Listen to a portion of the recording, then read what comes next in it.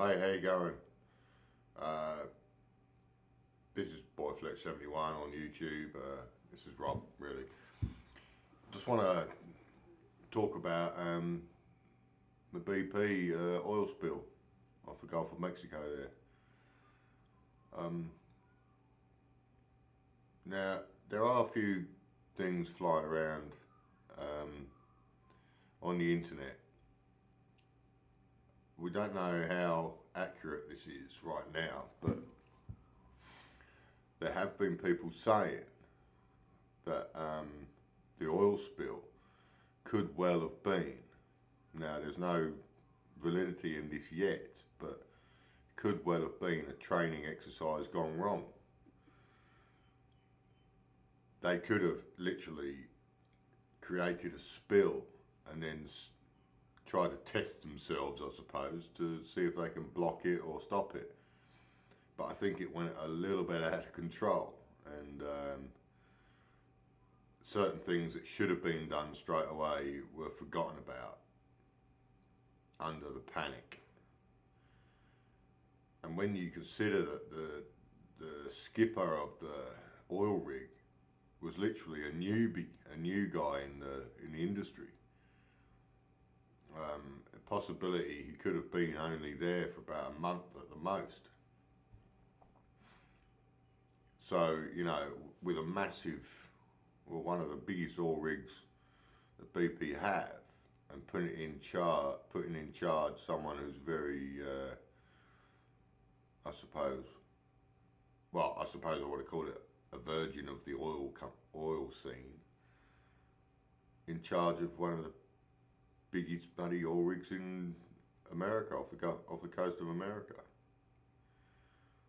Now, everyone knows that when an oil spill had been done, well, all the oil that was they set alight in Iraq. Well, that's the only thing you should do with an oil spill. Set it alight.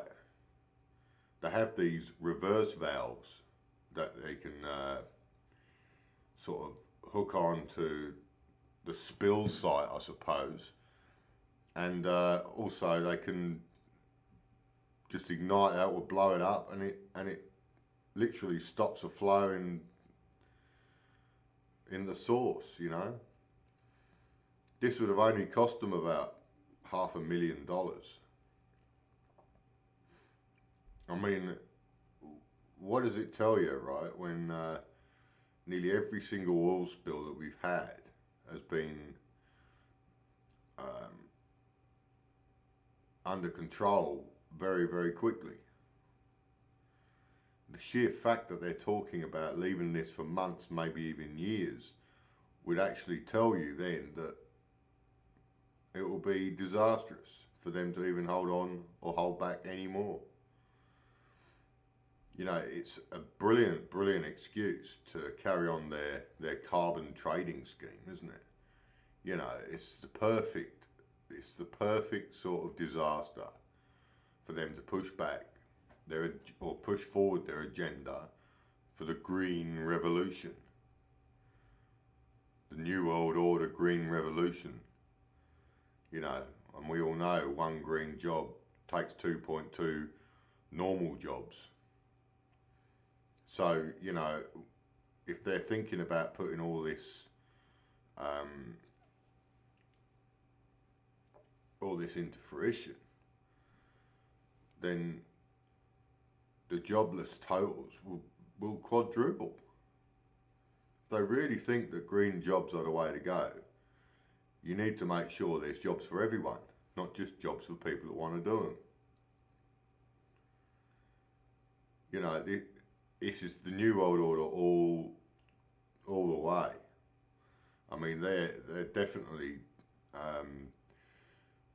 manoeuvring themselves to step in after this disaster and tell us that the carbon tax is what we need because this will stop this any other time. And Obama himself said this will stop future spills. I mean, is he expecting there to be any more? I mean, Are we in, this is the 21st century, for Christ's sake. Haven't we got any technology that would literally eradicate spills altogether? I mean, what are we doing? Are we stagnating in some sort of alternate reality that we don't even know exists? Because this is what it feels like. You know, Obama likes to talk about, oh, we're going to make them pay and all that.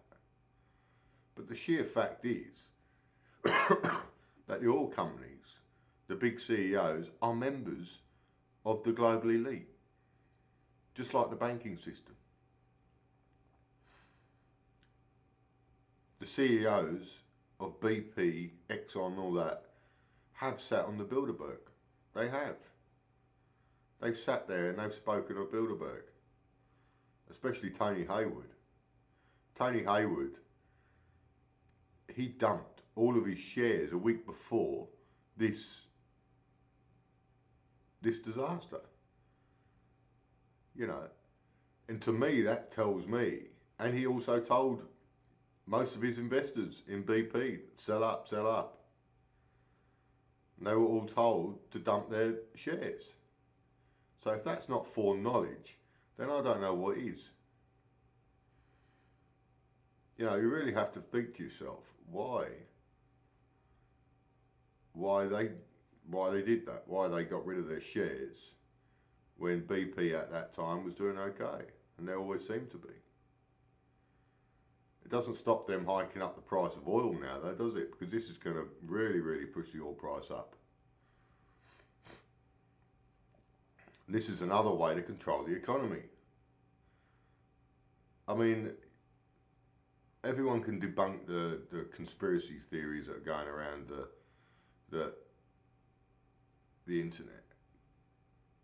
And you can try, but people that do debunk most of the truths out there are probably bloody plants from wherever, you know, like mainstream news and all this. You get people on there writing for mainstream news and trying to get consensus that we're all lying and don't listen to them people, they're terrorists and all this sort of rubbish. It's crap. You know, we're not the Green Revolution terrorists like the Obama administration is, and the Australian administration. They're selling this carbon trading in Australia and America because these are the two places where you still have mining. All right, mining in Australia is huge. It's like gold mining, you got copper, and you got all sorts here. But it's funny, isn't it? I'm going to switch now. I'm going to talk about Afghanistan. It's funny, isn't it, in Afghanistan, how they've just found $1 trillion worth of minerals in the mountains of Afghanistan. And you can see that Obama now is heightening the war in Afghanistan. Well, it's a bit of a coincidence, isn't it? A bit of a coincidence that America found in Afghanistan all these minerals, $1 trillion worth. And of course they're going to stay there. They want it, don't they? They want it for themselves. So all I can see is just a takeover. It's a takeover of industry, business, everything. So once we realise that, once we can start moving forward really to block all this rubbish, because we really need to do it.